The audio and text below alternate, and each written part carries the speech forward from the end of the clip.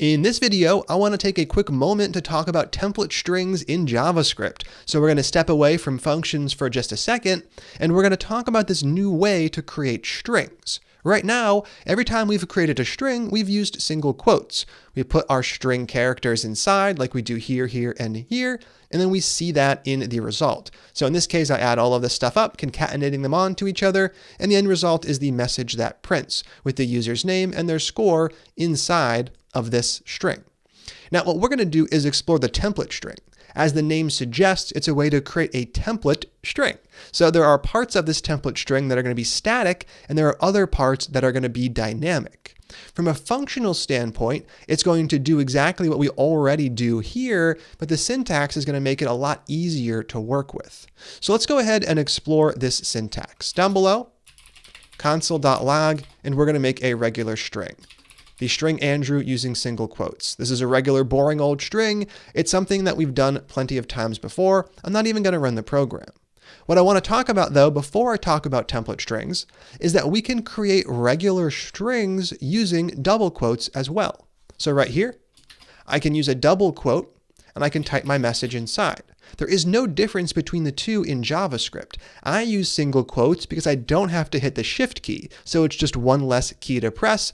I also think they look a bit cleaner. You can also use double quotes for all of your strings. That would work as well. I just don't recommend using a combination of the two. Find which one works best for you and stick with it. For me, in this course, I'm always going to use single quotes for my regular strings. I did just want to make you aware that this exists. It's a regular string, and I could even concatenate something onto it, plus, followed by a single quoted string Mead. So the end result would be Andrew Mead with no space in between. It's perfectly fine to mix the two like this, but as I mentioned, for clarity's sake, I recommend picking one and sticking with it.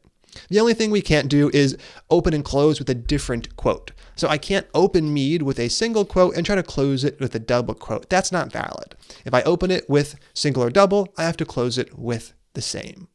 So these are all just regular strings, nothing new there. I just wanted to make you aware of the double quote syntax. What we're going to explore now is the template string, which is indeed a bit different. To create a template string, we use the backtick key on your keyboard. This is located to the left of the 1 key, and it looks very similar to a single quote, but as you'll notice, it is on a slight angle. And now in here, we can put anything we can put in a regular string. So I can just start typing the characters that I want to use. I could say, hey, my name is, followed by my name, with an exclamation mark. And that's going to print the static string to the screen every single time we run the program. Now let's say we had name above, let name equal Andrew, and we want to use it in the string. Let's go ahead and actually switch the name up to something else. I'll go ahead and use Jen. We want to put it right here, although we want to leave everything before, hey, my name is, and everything after the exclamation mark alone. So what do? Well, with regular strings, we would have to use string concatenation. I would have one string, the first part, then I would add the concatenation operator to tack on name, then I would add on the concatenation operator again to tack on the exclamation mark. For template strings, we just move to the part of the string where we want to inject the value, and we use the following syntax. It's a $, followed by the opening and closing curly brace. Inside, we can add a JavaScript expression. This is where we pick what we want to put in this part of the template string. In this case, we want to put whatever is stored in the name variable. So the end result of the stuff highlighted is going to be the string Jen. The $, and the curly brace do not make it into the final version. This is just the syntax for injecting some sort of value. Let's go ahead and check this out by actually running the arguments file. Over here, node arguments.js. When I run it, what do I get? I get, hey, my name is Jen. If I change the name to something else, hey, my name is Vikram, and I rerun the script, that is exactly what I get. Hey, my name is Vikram, because it's using the new value for the name variable in this particular part of the template string. Now, we could add as many values as we need to into this string. You could say something like, I am 12 years old, or whatever their age is, and this could also come from a variable. So I would add age right here, let age equal 12. Then I would add the exact same syntax, $, curly braces, inside of there, the thing I want to inject, in this case, age. Now we have a template string with 2 dynamic values inside of it. I can go ahead, rerun it, and I get the full message. So what's the real advantage? And the answer is it's a syntactical advantage. So I can do the exact same thing I do here with regular old strings and the plus operator. The difference is that in my opinion, and in the opinion of a lot of others, this is way harder to read than this down below. This is also way harder to change. So let's say I want to move name to the front of the string, or I want to take this part of the message and move it to the end, putting score in the beginning.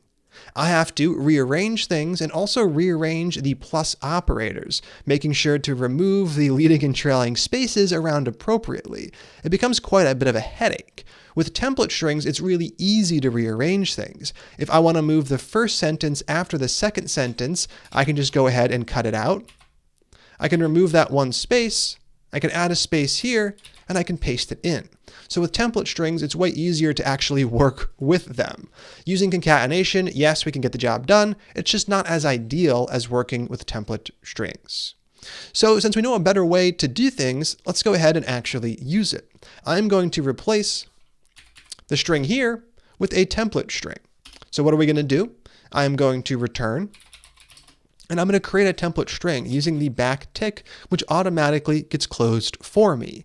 In here, I'm going to put everything I want. So it's name, :space. Then we are going to inject the name. So $ curly braces name. Then after name, I'm going to add a space hyphen space, score, : then I'm going to inject at the very end the actual score variable. So this and what I have down below are going to produce the exact same output. I just find this much more readable and way more maintainable. Let's go ahead and prove that it actually still prints the exact same result by saving the file and rerunning things. The last time we ran it, we got this message. If I rerun it again, we get the exact same message. Name anonymous, score 99. Template strings, once again, do not really give us any new functionality. It just gives us a better way to get things done. It's something we're going to be using extensively throughout the course. I'm going to remove the regular string return statement, and down below, I'm also going to delete the example we set up since we now have an example right here.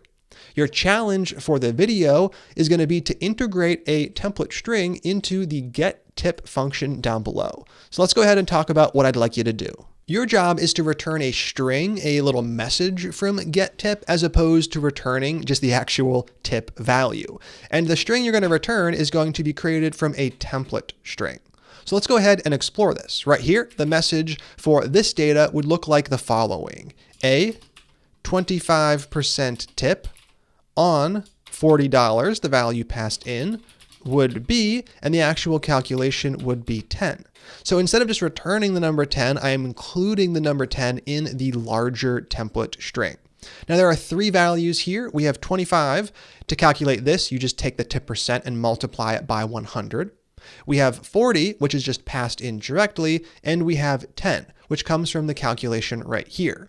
It's going to be your job to put all of this together inside of a template string. You can create a couple variables beforehand to run those calculations, and then you can return the template string, much like we return a template string up above.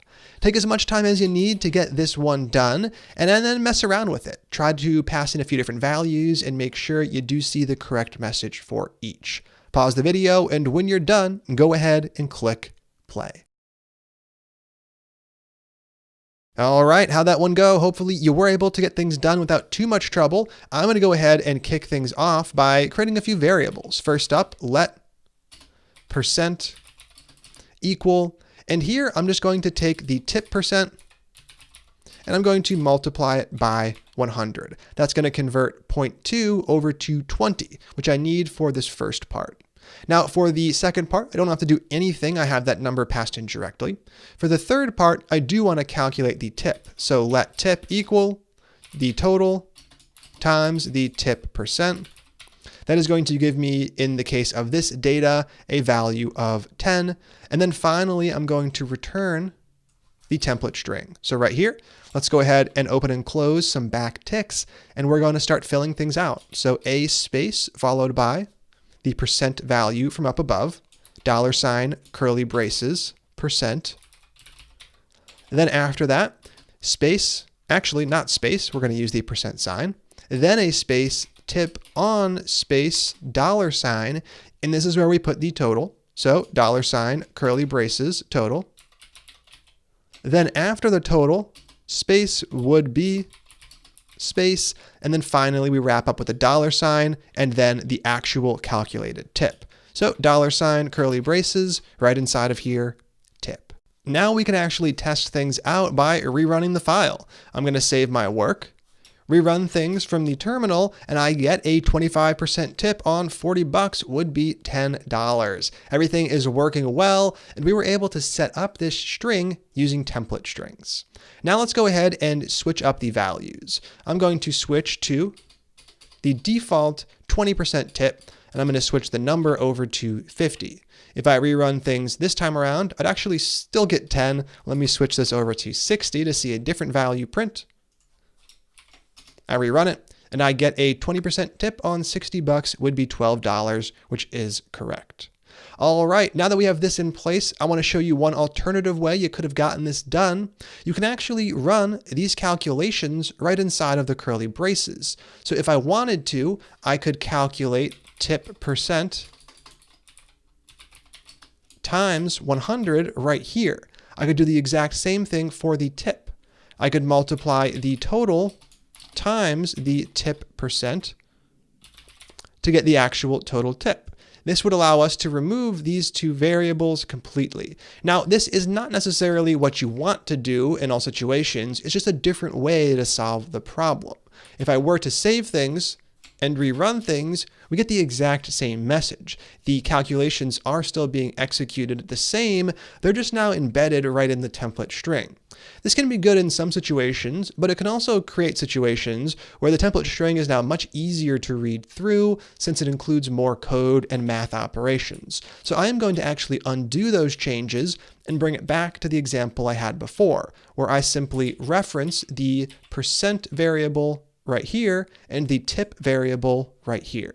This is all about personal preference and style. I prefer to keep my template strings cleaner, just referencing variables, as opposed to trying to run calculations right inside, creating a situation that's just a bit messier. All right, that is it for this one. Now that we know how to use template strings, we can use them throughout the course to create more meaningful messages. I'm excited to continue on. I'll see you next time.